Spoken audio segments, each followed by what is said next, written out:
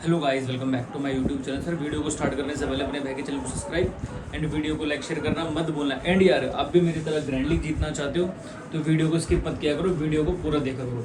तो गाइस, कर लेते हैं मैच के बाद जो होने वाला Bangladesh women's versus India women's के बीच में।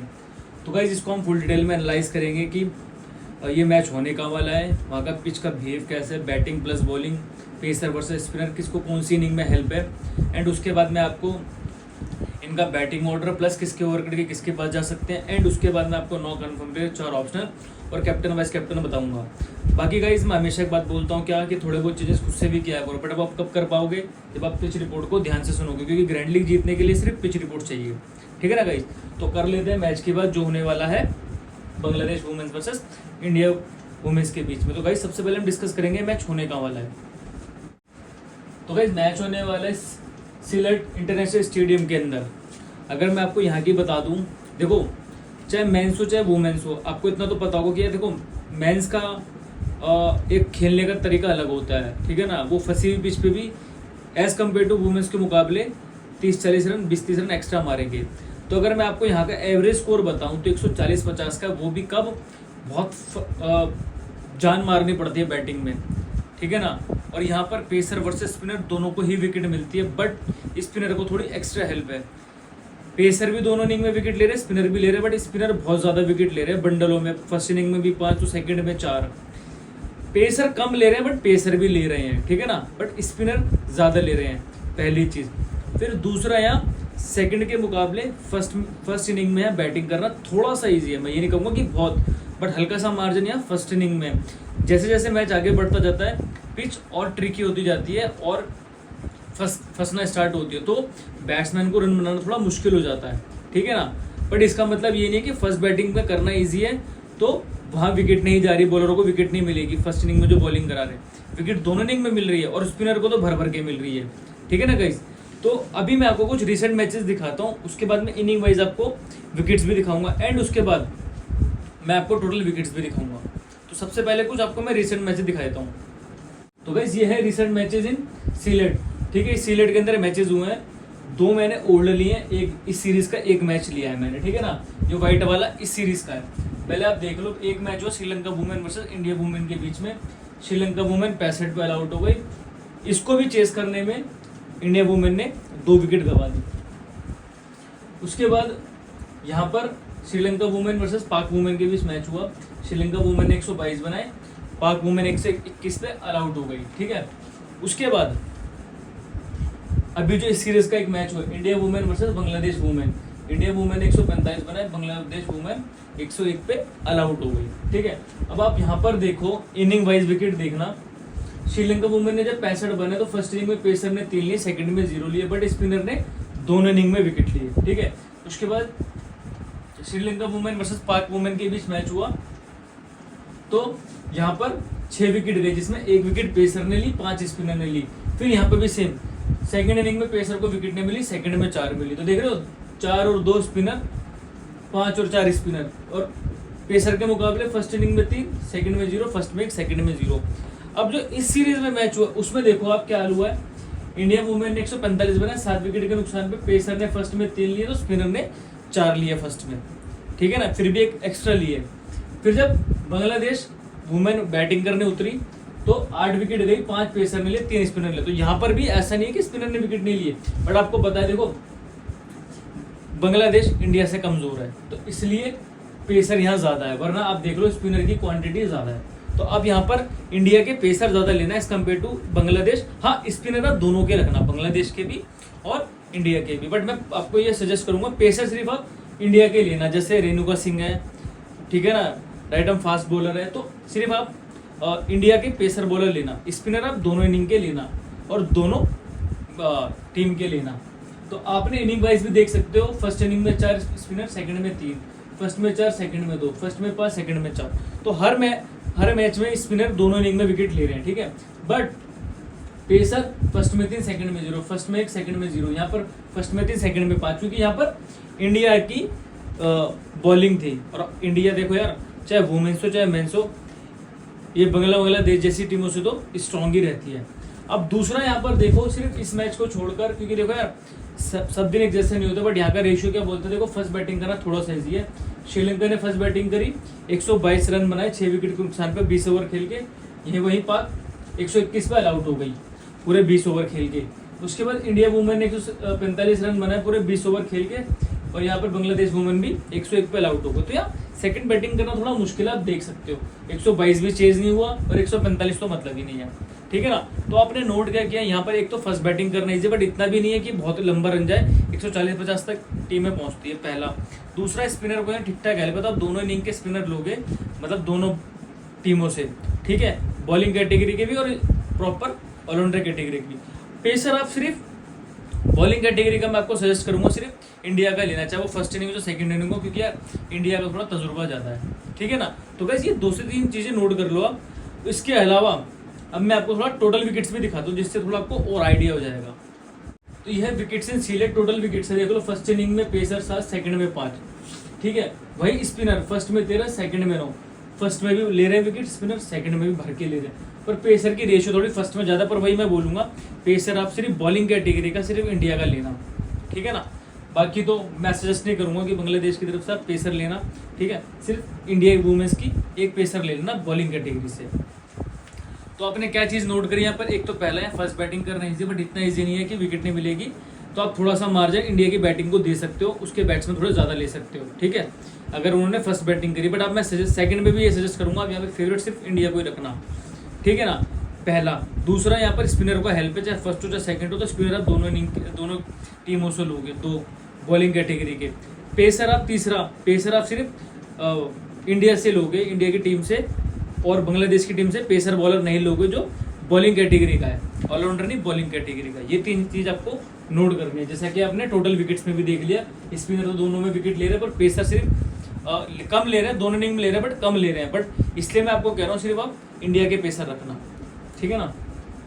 तो यहाँ तक तो हो गई है पिच रिपोर्ट की बात। अब आपको मैं दिखाता हूँ इन दोनों टीमों की परफॉर्मेंस एंड किसके ओवर कट के किसके पास जा सकते हैं।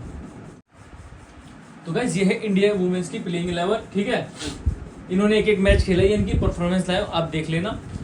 और इनका मैं आपको बैटिंग ऑर्डर बता देता हूँ। स्मृति मंदाना, शेफाली वर्मा ओपनिंग करती हैं, फिर यशिका भाटिया, हरप्रीत कौर, ऋचा घोष, संजना संजीवन, पूजा वर्सेकर, श्रेयंका पाटिल, दीप्ति शर्मा, रेणुका सिंह, राधा यादव। लास्ट मैच में भी क्या हुआ था, अपने प्रॉपर बॉलर के साथ गए थे। राधा यादव, रेणुका, दीप्ति, श्रेयंका और पूजा वर्सेकर ने प्रॉपर 4-4 ओवर कराए थे, क्योंकि संजना संजीवन को इतना एक्सपीरियंस नहीं, तो उन्होंने बॉलिंग कराना जरूरत भी नहीं समझी, क्योंकि शुरू से ही विकेटें मिलती जा रही है। तो मुझे लगता है सेम भी अपनी बॉलिंग की लाइनअप के साथ जाएगी। बाकी इन्होंने कितने कितने रन बनाए और कितने कितने विकेट लिए ये आपके आगे है, ठीक है ना। इन्होंने एक मैच खेला, तो मैंने एक मैचों का डाटा निकाला है, ठीक है ना गाइस। बाकी बॉलिंग में मुझे लगता नहीं। हाँ, इधर मैं आपको एक चीज़ सजेस्ट कर देता हूँ, क्या, एक मैं आपको यहाँ से एक प्लेयर बताता हूँ जिसको लेना आपके लिए एकदम बेकार है। देखो मेरी नज़र में मुझे लगता है ऋचा घोष को लेना बेकार है। इधर देखो बैट्समैन बुरी नहीं है, बट ऋचा घोष मैं आपको सजेस्ट इसलिए कर रहा हूँ क्योंकि यहाँ पर मुझे लगता नहीं कि इसकी इतनी बारी जैसे बारी आ भी गई, क्योंकि ऐसा है ना, यहाँ विकेट्स बहुत जा रही है, ठीक है। अगर मान लो ऋचा घोष ने 15-20 रन बना भी दिए और एक विकेट किसी ने ले ली, तो इससे ज़्यादा पॉइंट उसके हो जाएंगे, ठीक है। तो टॉप 4 बल्लेबाजी इतने एक्सपीरियंस है कि ये अच्छे खासे रन बना देंगे, मतलब स्टार्टिंग में। बट जब तक इसकी बारी आएगी तो पिच बहुत फंस चुकी होगी, तो आप ऋचा घोष को मत लेना। एक ये मैं अपने पर्सनल बता रहा हूँ, ठीक है। उसके बाद बॉलिंग मैंने आपको बता दी है, बैटिंग परफॉर्मेंस ये, बॉलिंग ये, इन्होंने कितने कितने रन बनाए, कितने कितने विकेट लिए, ये आपके आगे है, ठीक है ना गाइस। तो अब कर लेते हैं बांग्लादेश वुमेन्स की प्लेइंग 11 की बात। तो गाइस ये है बांग्लादेश की वुमेन्स की प्लेइंग 11। दिलारा अख्तर और मुर्शिदा खातून ओपनिंग करती हैं। उसके बाद शोभना मोस्टे, बेगम सुल्ताना, फ़हीमा खातून, शोरना अख्तर, रुबीना खान, नाहिदा अख्तर, सुल्ताना खातून, मरूफा अख्तर और फ़ायदा कृष्णा, ठीक है ना गाइस। देखो इनका क्या है ना, देखो इनके भी एक मैच हुए हैं, ठीक है। और इनका क्या है, ये बहुत ज़्यादा एक्सपीरियंस करते हैं अपने बॉलर के साथ, ठीक है। लास्ट टाइम मैं आपको बता दूं 3 ओवर इसने कराए थे, 3 इसने, 3 इसने, 3 इसने, 3 इसने, 3 पंजे 15। उसके बाद 3 फ़हीमा खातून ने कराए थे और 2 शोरना अख्तर ने। तो मतलब ये क्या करते हैं, ये अपनी पूरी बॉलिंग को यूज़ करते हैं। तो इसमें कुछ ऐसा नहीं है कब किसके ओवर कट के किसके जाएं, क्योंकि एक्सपेरिमेंट बहुत करते हैं। जैसे अपने इंडिया वालों ने तो 4-4 ओवर 5 बॉलर खिलाए, 4 पंजे 20 ओवर पूरे कर दिए। बट ये बहुत एक्सपेरिमेंट करते हैं, 2 किसी से 3 किसी से। तो इनके लिए इनको बताना बड़ा टफ है, मतलब टिपिकल है, क्या टिपिकल है, क्योंकि ये कब किसको ओवर देते पता नहीं। बट मैं आपको ये सजेस्ट करूंगा कि जो बेस्ट बॉलर है, एक तो आपको मैं सजेस्ट करूंगा जिसको आप मत छोड़ना, एक फरीहा ट्रिस्ना और एक रबिया खान, ये दो आप अपनी टीम में रखना ही रखना। चाहे मैं कह रहा हूँ इनको 2-2 ओवर भी मिलेंगे ना, तो ये अपने उस 2 ओवर में एक विकेट लेंगी। एंड यहाँ से मैं आपको बैट्समैन बता दूं, इंडिया की बॉलिंग मतलब इनके मुकाबले तो बहुत अच्छी है, तो मैं फिर भी सजेस्ट करूंगा कि आप ये निगम सुल्ताना को मत ड्रॉप करना। बाकी जो मैंने अपने चेंजेस में आपको बताएं वो आपको आगे पता चले जाएंगे। एंड एक मैं आपको बैट्समैन बोलूँ कि आप जिसको छोड़ सकते हो वो है शोभना मोस्ट्री, मतलब इतनी खास कोई बैट्समैन नहीं है, तो आप इसको ड्रॉप भी कर सकते हो, ठीक है ना। और निगर सुल्ताना को आप अपने टीम में रखना ही रखना, ठीक है ना गाइस। बाकी इन्होंने एक मैच खेले, इनकी परफॉर्मेंस है, आप अपने अकॉर्डिंग जो 19-20 चेंज करने हो वो आप कर लेना। तो गाइस अब कर लेते हैं इन दोनों टीम तो गाइस अब कर लेते हैं 9 कन्फर्म के लिए 4 ऑप्शन और कैप्टन वाइस कैप्टन की बात। तो गाइस ये है कन्फर्म, ये है चेंजेस। पहले कन्फर्म देख लो, इंडिया वुमेन से मैंने 5 लिए हैं, स्मृति मंदाना, ऋचा घोष, दीप्ति शर्मा, श्रेया पाटिल और राधा यादव। देखो मैंने यहाँ ऋचा घोष रखी है, बट मैं आपको बता रहा हूँ आप चाहो तो ड्रॉप कर सकते हो उसको, ठीक है ना। ऋचा घोष मुझे लगता है कि मुश्किल है, अगर आपके पास कॉम्बिनेशन हो तो आप इसकी जगह कुछ टीमों में इसको लेना, कुछ इसकी जगह स्पिन बॉलर ले लेना, ठीक है ना, चाहे बांग्लादेश के ले लेना, ठीक है ना। बट मेरा काम आपको समझाना, देखो मैं तो कुछ ज़्यादा ऑप्शन के साथ जाता हूँ, तो मैंने इसलिए मेंशन कर रखी है अपनी टीम में। बट मैं आपको सजेस्ट करूँगा और भी टीमों कॉम्बिनेशन जाओगे तो उसको ड्रॉप भी कर सकते हो, तो मैं तो ड्रॉप भी करूँगा और उसको लूँगा भी। बट जिस पे कम ऑप्शन है, जिस पे मतलब टीम बनाने के पैसे कम है, तो इसको ड्रॉप कर देना, वो जो कम कॉम्बिनेशन बनाएगा, ठीक है ना। तो यहाँ से मैंने 5 ले ली, स्मृति मंदाना, ऋचा घोष, दीप्ति शर्मा, श्रेया पाटिल, राधा यादव। बांग्लादेश वुमेन से मैंने फतिमा खातून, निगार सुल्ताना, मरूफा अख्तर और रेहाना खान।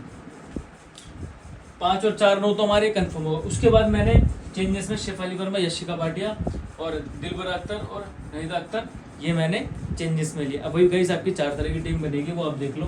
पहली टीम बनेगी 4 और 5 9, शेफाली वर्मा 10, दिलारा अख्तर 11 एक टीम। फिर दूसरी टीम क्रिएट होगी 5 और 4 9, शेफाली वर्मा 10, नहिदा अख्तर 11 2 टीम। फिर तीसरी टीम क्रिएट करोगे 5 और 4 9, यशिका भाटिया 10, दिलारा अख्तर 11 3 टीम। फिर चौथी टीम क्रिएट करोगे 5 4 9, यशिका भाटिया 10, नहिदा अख्तर 11। तो गाइस इस तरीके से आपकी 4 तरह की टीम क्रिएट होगी और सिंपल सा फंडा है, कम से कम चेंजेस करोगे तभी ग्रैंड लीग जीतोगे। तो हमने ये 5 विचार किसी में चेंज नहीं करे, ठीक है ना गाइस। अगर आप ग्रैंड लीग जीतना चाहते हो तो ये मेथड आपको यूज करना पड़ेगा, ठीक है ना।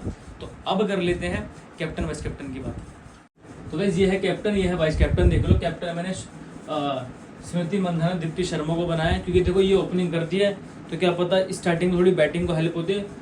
50-60 रन तेज मार गई तो कैप्टन की भी अच्छी चॉइस है, क्योंकि इतना स्कोर जाना नहीं। और दीप्ति शर्मा तो आपको पता है बैटिंग प्लस बॉलिंग दोनों करती है, तो कैप्टन की अच्छी चॉइस है। वाइस कैप्टन भी मैंने इंडिया को देखते हुए बनाया है, राधा यादव, श्रेया पाटिल, दोनों एक लेग स्पिनर और एक ऑर्थोडॉक्स बॉलर है, दोनों स्पिन बॉलर। और स्पिन को यहाँ अच्छी खासी हेल्प है, किसी ने भी 2 से 3 विकेट ले ली तो वाइस कैप्टन की अच्छी चॉइस हो जाएगी। तो मैंने यहाँ इंडिया को फेवरेट रख के कैप्टन वाइस कैप्टन बनाया। बाकी आपको कोई 19-20 चेंज करने हो तो आप कर सकते हो। पिच रिपोर्ट मैंने आपको दे दी है, प्लेयर की बैटिंग प्लस बॉलिंग किसको कौन सी इनिंग में हेल्प है, प्लेयर परफॉर्मेंस मैंने आपको बताई दी है। ओवर बांग्लादेश वुमेन्स के थोड़े टिपिकल है, समझाना सब वही आपको पता है, ये बहुत ज़्यादा चेंजेस करते हैं अपने बॉलर के साथ, कभी उसको 2 ओवर दे दिए, कभी 30 को 3 दे दिए। तो ये अपनी चीज़ों पे फिक्स नहीं रहते, क्या कि नहीं यार अपने बॉलर के ऊपर भरोसा करें, उसको 4 ओवर दे, तो उनके ओवर कटने पिटने के बहुत ज़्यादा ही चांस होते हैं, ठीक है ना गाइस। तो ओवरऑल मैंने आपको डिटेल दे दी है, बाकी 19-20 चेंज आप खुद से भी करना और किया भी करो, जैसे कि मैं हर बार बोलता हूँ। तो गाइस वीडियो अच्छी लगी तो पहले से कमेंट जरूर करना। तो गाइस मिलते हैं नेक्स्ट वीडियो।